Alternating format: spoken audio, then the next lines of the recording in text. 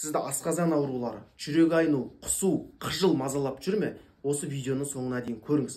Helicobacter pylori дегеніміз не? Helicobacter pylori асқазанның қышқылдық ортасында өмір сүре алатын, жалпы 12 ішектің шырышты қабатында өмір сүре алатын, асқазанның қабыну ауруларына алып келетін бактерия, яғни енді инфекция десек те болады.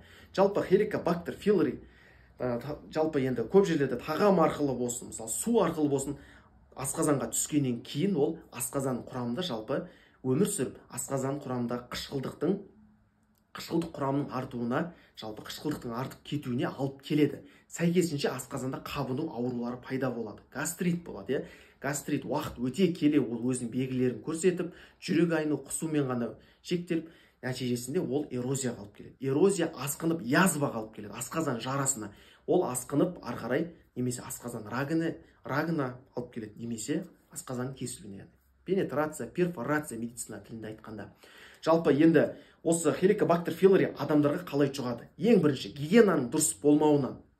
Мысалы, тағамданатын жерде ыдыс аяқтардың дұрыс жуылмауынан, мысалы, дұрыс емес ыдыстан тағамдар ішкен кезде Helicobacter pylori тағам арқылы ішке түсіп отырады. Екіншісі, су арқылы жұғып отырады, жалпы дұрыс емес сулардың нәтижесінде. Жалпы енді үшіншісі, көбінесе кездесіп отыратын бұл аналардың қателігінен туындайды. Біріншіден, тағамды шайнап кішкентай балаға жегізіп отырады. Яғни егер ол адамда Helicobacter pylori жалпы положительный болса, инфекция болса, ол соны сілекей арқылы балаға жұқтырып отырады. Яғни сілекей арқылы да адамнан адамға жұғу көрсеткіші өте жоғары. Көпшілік кішкентай балалардың аурушаң болуы, мысалы, арық болуы тым шамадан тыс. Осындай асқазан ауруларының асқыну осындай қателіктерден туындап отырады. Жалпы сізде жоғарыда көрсетілген шағымдар мазалады. Қыжыл, жүрек айнуы, яғни аш қарынға жүрек айнуы, немесе асқазан тұсындағы ауырлық сезім, тамақтанғаннан кейінгі ауырлық немесе аш қарынға ауырсыны мазалап жүр ме? Ең бірінші Helicobacter pyloriға жалпы анализ тапсырасыздар. Положительный болды делік. Одан кейін міндетті түрде ФГДС, фиброгастроноскопия жалпы. ФГДС арқылы асқазан, түсінікті тілде зонд қой, соны жұту арқылы асқазан тексеру жалпы.